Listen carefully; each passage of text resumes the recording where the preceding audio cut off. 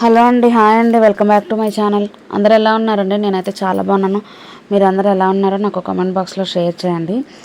ఈరోజు వీడియో వచ్చేసి కొబ్బరి మొక్కలు మనం ఇంట్లోనే కొబ్బరి నూనె ఎలా తయారు చేసుకోవాలనేదండి. ఇది మన హెయిర్కి రాసుకుంటే చాలా మంచిది. న్యాచురల్గా మనం ఇంట్లోనే చేసుకుంటాం కాబట్టి వీడియో చూసేద్దామండి. వీడియోలోకి వెళ్ళే ముందు స్మాల్ రిక్వెస్ట్ అండి, నా వీడియో కనుక మీకు నచ్చితే కంపల్సరీ లైక్ చేయండి, షేర్ చేయండి, మా ఛానల్ని సబ్స్క్రైబ్ చేయండి. మీరు లైక్ చేస్తేనే నా ఛానల్ ఇంకొంచెం ముందుకు వెళ్తుంది. ఇప్పుడైతే వీడియో చూసేద్దామండి. నేనైతే కొబ్బరి చిప్పలు ఒక 10 కొబ్బరి చిప్పలు తీసుకున్నానండి, అంటే 5 కాయలు. ఇవన్నీ నేను చిన్న చిన్నగా ముక్కలు కోసేసుకుని శుభ్రంగా వాటిని కడిగేసుకుంటున్నాను. వాటిని కడిగేసేసుకొని శుభ్రంగా ఇప్పుడు మనం మిక్సీ జార్ తీసుకుని మిక్సీ జార్లో ఈ కొబ్బరి చిప్పలన్నీ సరిపడా వేసుకుని మిక్సీ పట్టుకోవాలండి. కొంచెం కొంచెం వాటర్ వేసుకుంటూ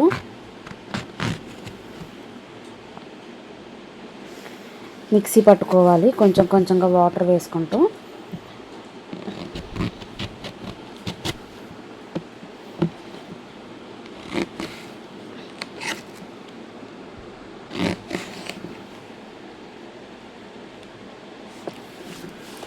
చూడండి. మనకి ఇప్పుడు మిక్సీ పట్టేసుకున్న తర్వాత నేను ఒక గిన్నె తీసుకున్నాను, స్టీల్ గిన్నె తీసుకున్నానండి. ఆ గిన్నె పైన మనం ఇలాంటి క్లాత్ ఒకటి వేసేసుకోవాలి, పల్చటి క్లాత్ వేసేసుకున్న తర్వాత ఇప్పుడు మనం మిక్సీ పట్టుకున్న ఈ కొబ్బరినంతా అందులో వేసేసుకుని ఇదంతా ఫోల్డ్ చేసుకోవాలండి. ఫోల్డ్ చేసుకుని చూడండి, మనకి పాలు అనేవి కిందకి కారిపోతున్నాయి. ఇప్పుడు దాన్ని మొత్తం పిండుకోవాలండి. అందులో అసలు పాలు అనేవి ఏమీ లేకుండా చక్కగా మొత్తం మనం పిండేసుకోవాలి. మనకి చిక్కటి పాలు అనేవి వస్తాయండి.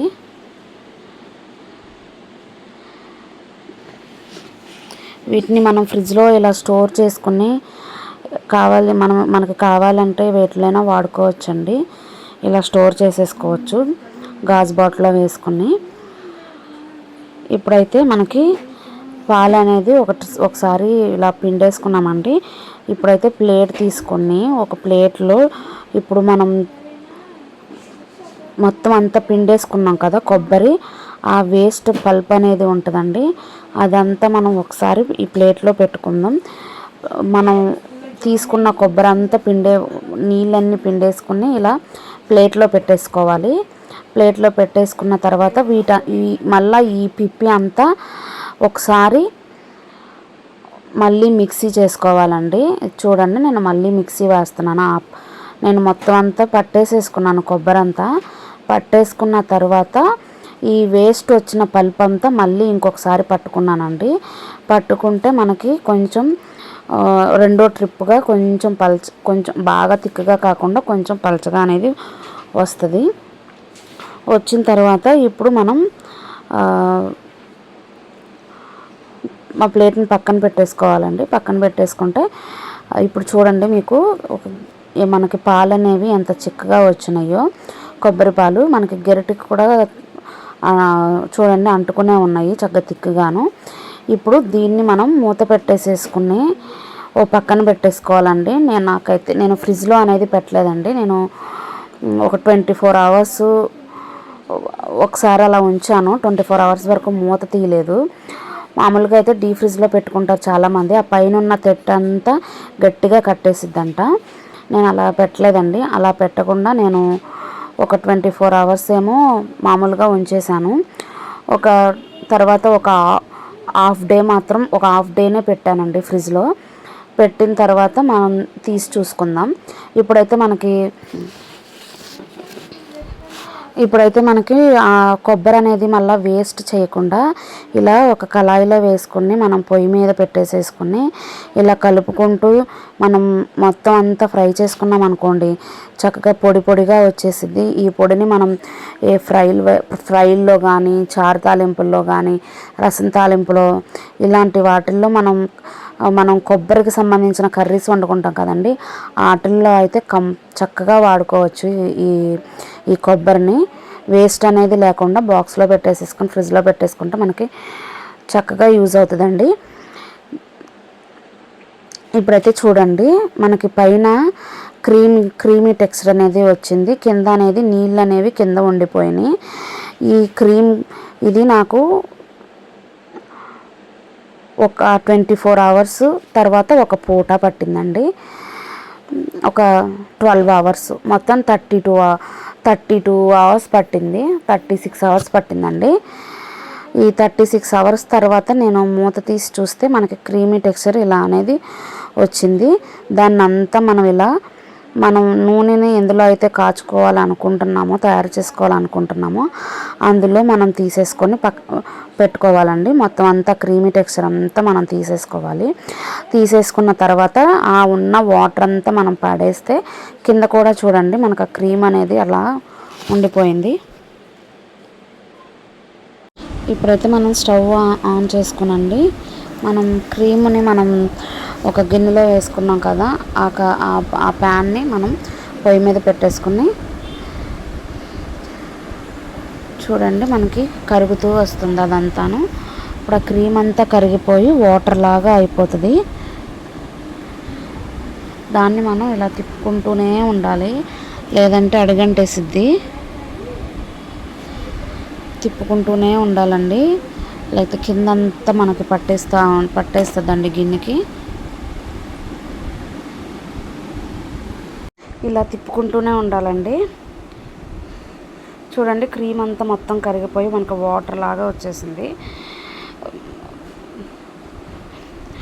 అయితే నాకు ఈ ప్రాసెస్ అంతా జరగటానికి ఒక హాఫ్ అన్ అవర్ పట్టిందండి. వీడియో లెంత్ అయిపోతుంది కదా, మెయిన్గానే పెట్టానండి. చూడండి మనకి ఇప్పుడు అది ఉడికే కొద్దీ మనకి ఆ క్రీమ్ అంతా మనకి చూడండి ఎంత చిక్కగా అయిపోతుందో. చిక్కగా అయిపోయి మనకి దాని లోపల నుంచి ఆయిల్ అనేది బయటకు వస్తుందండి. చూడండి మీకు ఆయిల్ అనేది కనిపిస్తుంది. చాలా ఇది మనం ఇంట్లో చేసుకుంటే చాలా న్యాచురల్గా ఉంటుంది. చూడండి ఎంత ఆయిల్ అనేది బయటకు వస్తుంది చూసారండి ఉడికే కొద్దీ. ఇలా మనం ఇంట్లో చేసుకుంటే మనకి ఈ ఆయిల్ని మనం హెయిర్కి రాసుకుంటే కూడా చాలా మంచిదండి. ఎందుకంటే ఎటువంటి ప్రిజర్వేటివ్స్ ఉండవు, న్యాచురల్గా మనం ఇంట్లో తయారు చేసుకుంటాము, ఎటువంటి కెమికల్స్ కలపము. కాబట్టి మనం ఈ నూనెని కూరల్లో కూడా వాడుకోవచ్చండి. బయట తెచ్చుకున్న ఆయిల్ ప్యాకెట్స్ కన్నా మనం ఇలా చేసుకుని మనం నూనెలు కూడా ఇంట్లో వాడుకుంటే చాలా మంచిదండి. చూడండి ఇప్పుడు మనకి ఆయిల్ అనేది బయటకు అనేది వచ్చేసింది కదా. ఇలాగే మనం కొంచెం సేపు ఇదంతా ఈ ప్రాసెస్ కొంచెం సేపు జరపాలండి. అదంతా బాగా హీట్ అయిపోవాలి, మొత్తం అంతా బ్రౌన్ కలర్లోకి వచ్చేసేయాలి. చూడండి బ్రౌన్ కలర్లోకి వచ్చేసి అదంతా ఆయిల్కి ఆయిలు, పల్ప్కి పల్పు మొత్తం అంతా సపరేట్ అయిపోయింది కదా. మనకు ఆయిల్ అనేది బయటకు అనేది వచ్చేసింది, అదంతా అడుగు పట్టేస్తుంది కదండి. కొంచెం సేపు ఇలా తిప్పుకొని మనం ఇక స్టవ్ ఆఫ్ చేసేసుకోవాలండి. స్టవ్ ఆఫ్ చేసేసుకుంటే మనకి కొంచెం చల్లారిన తర్వాత మనం వేరే దాంట్లోకి సపరేట్గా చేసేసుకోవచ్చు. స్ట్రెయిన్ చేసుకొని ఒక స్ట్రైనర్ పెట్టుకొని మనం ఇదంతా మనం స్ట్రెయిన్ చేసుకుంటే ఆయిల్ అనేది మనకి చక్కగా చాలా క్లీన్గా వచ్చిందండి. చూడండి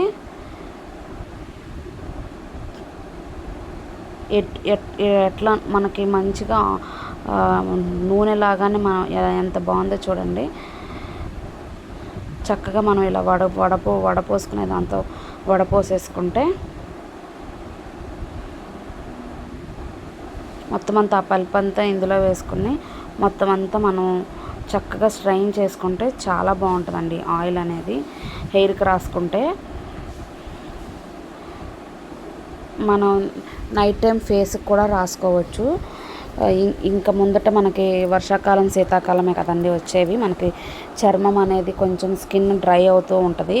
మనం ఇలా ఈ ఆయిల్ రాసుకుంటే మనకి స్కిన్ అనేది చాలా న్యాచురల్గా అనిపించిద్దండి. మీకు ఇప్పుడు డిఫరెన్స్ అనేది తెలిసిద్ది. చూడండి స్కిన్ ఇది ఎలా ఉందో అటు పక్కన ఎలా ఉందో అనేది చూడండి, మీకు తెలిసిద్ది. ఈ వీడియో కనుక మీకు నచ్చితే మాత్రం నా వీడియోని కంపల్సరీ లైక్ చేసి షేర్ చేసి నా ఛానల్ని సబ్స్క్రైబ్ అనేది చేయండి. మీరు లైక్ చేస్తేనే మన ఛానల్ ఇంకొంచెం జనాల్లోకి వెళ్తుంది, మన ఛానల్ ఇంకొంచెం జనాల్లోకి వెళ్తుందండి. ప్లీజ్ లైక్ చేయండి. ఈ వీడియో నచ్చితే మాత్రం కంపల్సరీ లైక్ చేయండి. ఈ వీడియో నచ్చితే మాత్రం మీరు కూడా ఒకసారి ట్రై చేయండి. ఎలా వచ్చిందో నాకు కామెంట్ బాక్స్లో షేర్ చేయండి. ఇంకొక మంచి వీడియోతో